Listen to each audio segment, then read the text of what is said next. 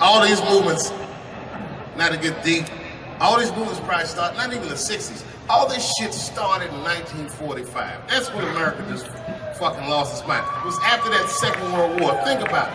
Because black Americans went off and fought in the war. They went to Europe. They made more money than they ever made in America. They might even got their dick sucked by white women. And then they came back to the United States and they looked around and they said, you know what? I don't like the way I'm being treated around here. But it wasn't just black dudes. At the same time, all the women in America went into the workforce because all the men were gone. That's when you see that old poster in the 40s with that dyke, like, we can do it. That's where that's from. And these women made money, and then the dudes came back home and started telling these women what to do, and they were like, yo, I'm not feeling you, nigga. At the same time, the CIA started experimenting with a drug in San Francisco. Back then, nobody knew about it, called LSD. By 1960, all the white kids in America were like, it works. And a new school of thought was unleashed on the American consciousness. People had never even thought like that before, and now they were thinking like that in mass. White kids in mass were like, fuck our parents' plans for us. By the time 1960 rolled around, the President of the United States was 42 years old. He was the next best hope. And they blew his brains out in Dallas, in fucking parade. That's the most gangster shit. There were 8 major assassinations in the 60s. Kennedy, X, King, Everett. And then, by the 70s, the white youth culture and the Black Panthers and the black youth culture started to merge. And you started to see Timothy Leary meeting Eldridge Cleaver in Africa, not Oakland. And that was the beginning of the 70s, one of the most turbulent decades this nation has ever seen. And I say all that to say this, that in that turbulent historical context, Bill Cosby raped 34 people.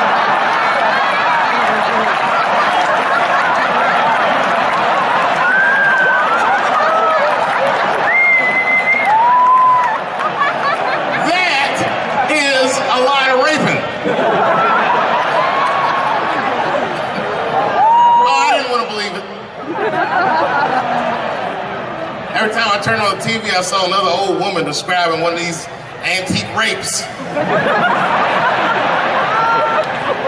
These rapes were old school. They'd be like, and then Bill Cosby pulled my bloomers down. Bloomers?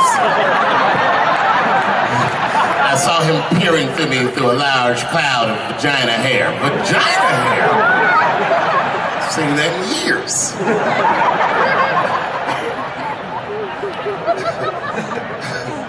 I saw this shit, I said, these people are obviously trying to destroy Dr. Cosby's rich legacy. Right? 34 allegations later, I was still like, man, they probably only raped 13 or 14 of those people. Do all that raping. It's like 50 fucking rapes. And don't forget, each one of these rapes have 8 hours of sleep in them. It's like 1,000 hours of rape. Packed into an otherwise busy schedule. Short corporate rapes, that's what I support.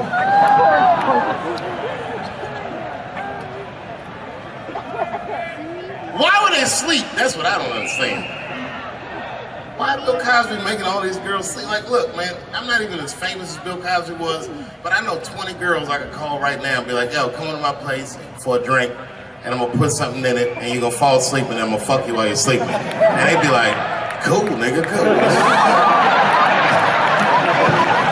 What time you want me to come over?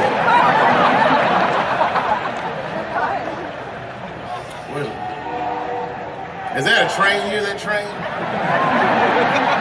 Trains do something to black people. Didn't you feel like running for that train? I've never been in a situation where I needed something about being black, nigga. You just, when you hear a train, we'll see like, I've got to go.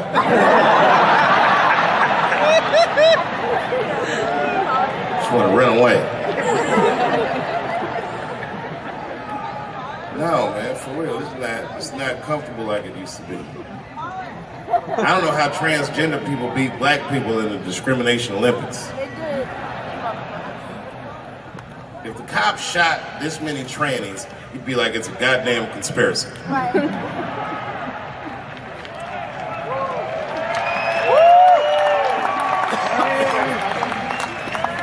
The niggas gonna start wearing high heels just to feel safe.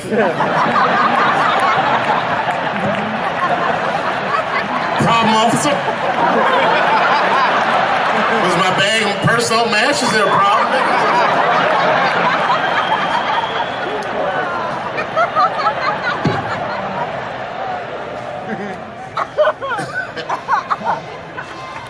There's too many, man. It's too many. There was one good one in California where the lady got beat up in traffic. You see that shit on YouTube? Yeah. And they beat the shit out of her. You watch the tape, you be like, well, what did she do? Turns out she didn't even do anything. But the good news is the city of LA decided that the court should award her $1.5 million for pain and suffering. Which, if you know anything about money, is as much Marcos Maidana made to fight Floyd Mayweather the second time. It's pretty good considering this woman never trained a day in her life. You can see it in the tape, she didn't come to fight. She took too many shots. She covered her gut, punched her face, she just wasn't doing it right.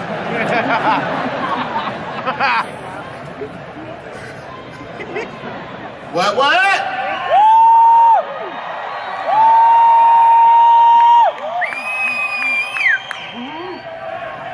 You know what's funny about being in San Francisco? First of all, the city's not even gay anymore. Gay people can't afford to live there. They just visit. Gay people got their money tied up in other shenanigans.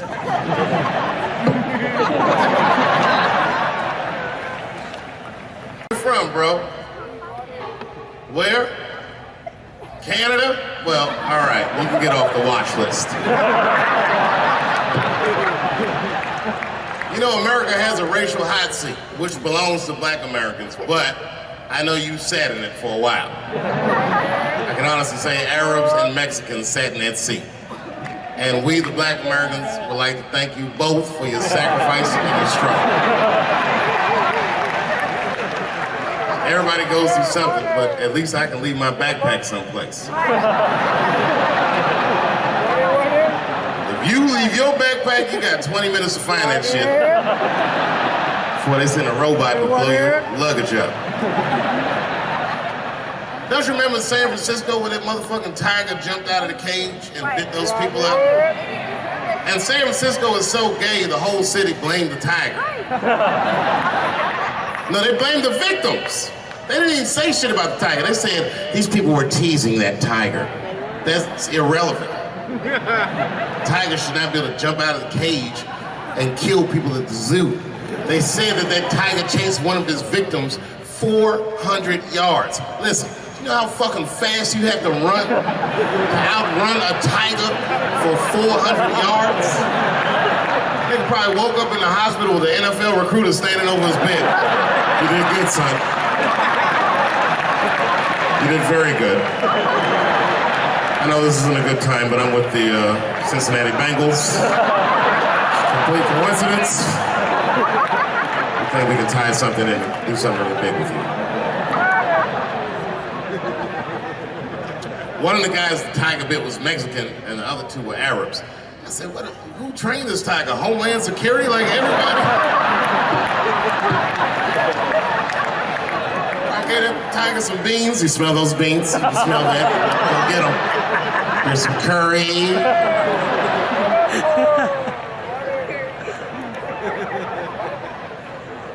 I see a lot of Indians in San Francisco. I always wanted to be in a Bollywood movie. Because Bollywood movies are deep, but at the end of the movie, no matter what kind of movie it is, there's always a dance number to make you feel better when you go home. Even if it's Precious. At the end of the movie, Precious would just jump out of the coffin. I don't have AIDS.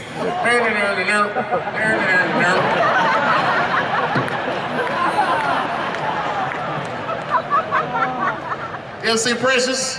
Boy, that was a sad movie. Yeah, that was tough. If you haven't seen it, you know all the statistics of living in urban life in America.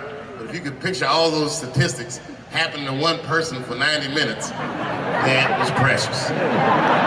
Life through the book at that fat bitch.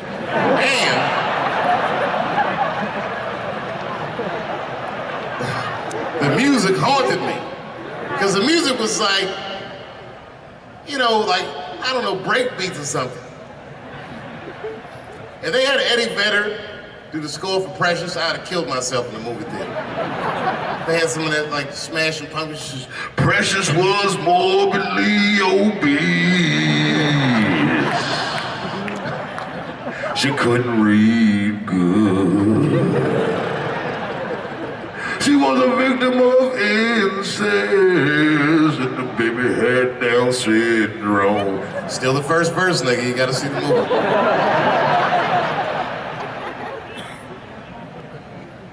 She caught AIDS at the end. She might have had it the whole movie, but at the end she found it.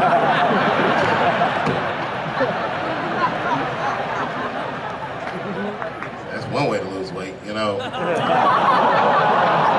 It's a fucking movie. Precious is a fictitious character. I'm sorry about it. It's a fucked up movie. It was a fucked up movie. I got scared when I went to see Straight Outta Compton. And Eazy-E caught AIDS at the end. That shit freaked me out. Because I didn't know you could get AIDS from firing your manager.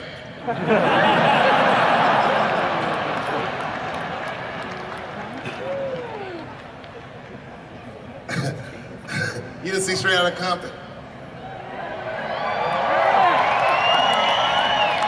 Eazy-E caught AIDS in the last 10 minutes of the movie. He just started, you good, nigga? You all right? Yeah, I'm good. Who catches AIDS like that?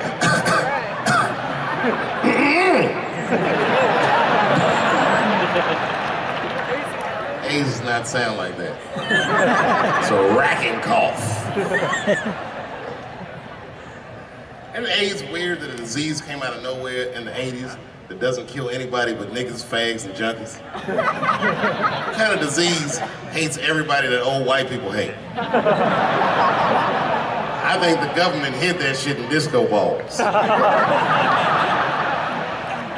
Only fun people get AIDS. You never see that guy? I think I'm gonna stay home and read a book. That nigga never say, I think I'm gonna stay home and cook for myself. You all right?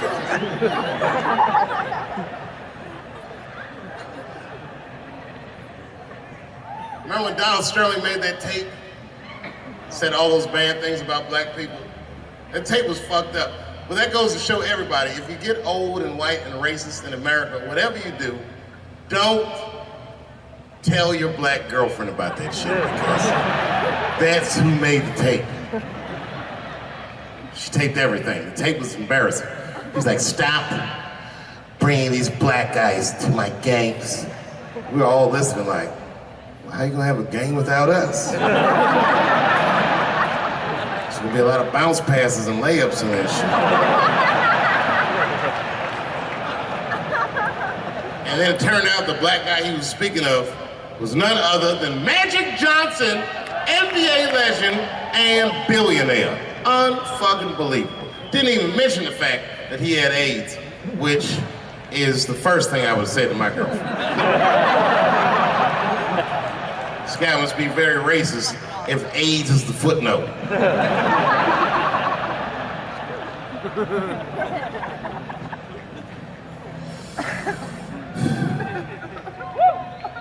How many of y'all work for Google? Nobody?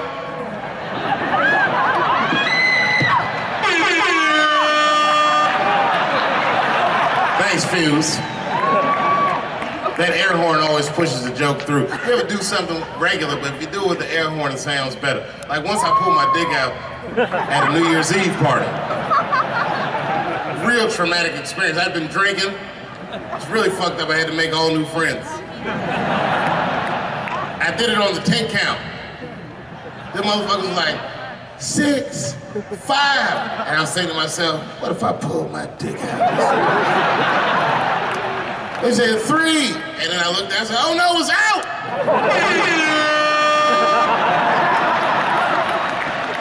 That air horn pushed me over the top. I pulled that shit out of the...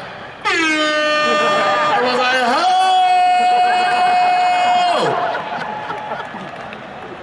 Man, when that nigga pulled his dick out, that really set the party off.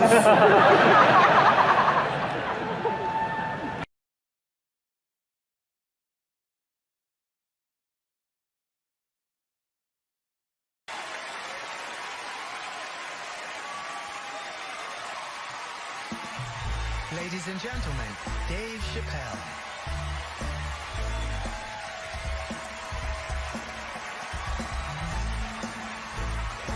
Thank you. Oh boy, I'm very nervous. No pressure.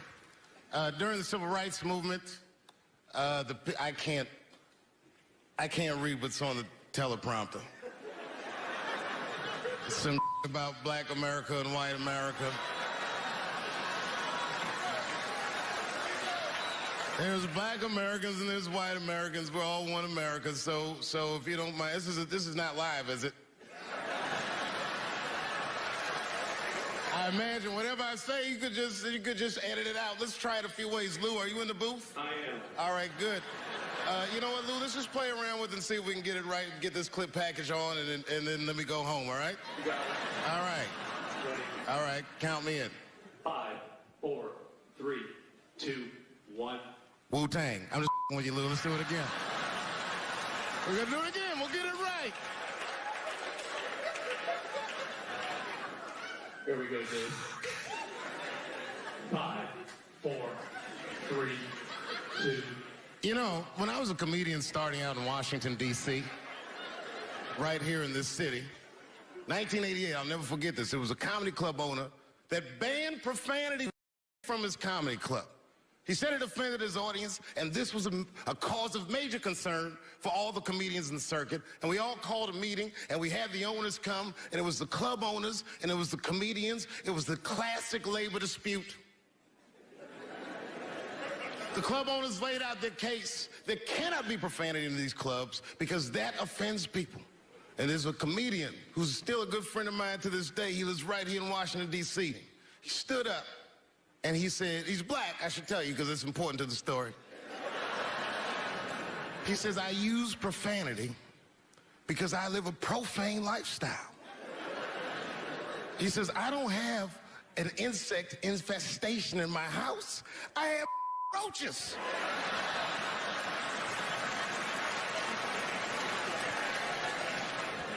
My favorite comedians are like musicians, and the audience is their instrument.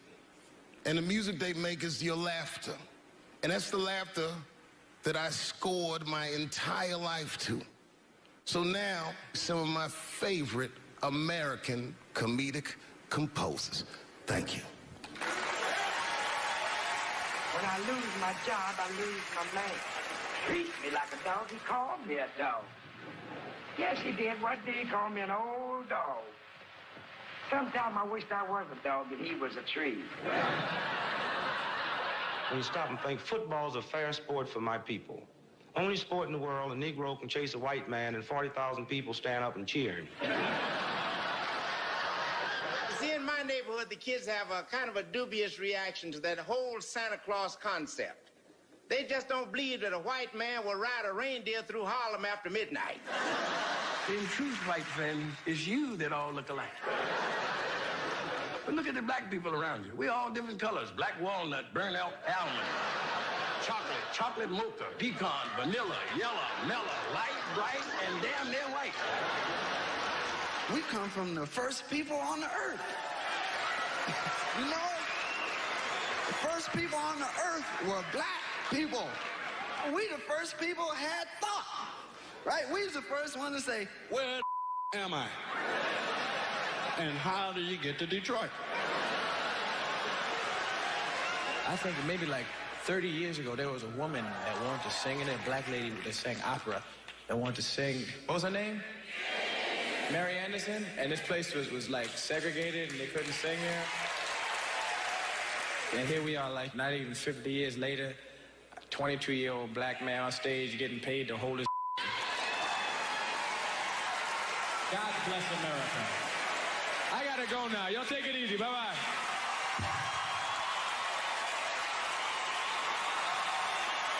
Janelle Monáe, Will Smith, Common, Gladys Knight, and John Legend when we continue. Yeah, man. Well, you ladies are right. To be honest with you, your lives look terrifying to me. They do, man. I know nothing about being a woman, but I know fear. Yo, I used to live in New York when I was 17, and I couldn't even pay my bills. You know what I did to make money? I used to do shows for drug dealers that wanted to clean their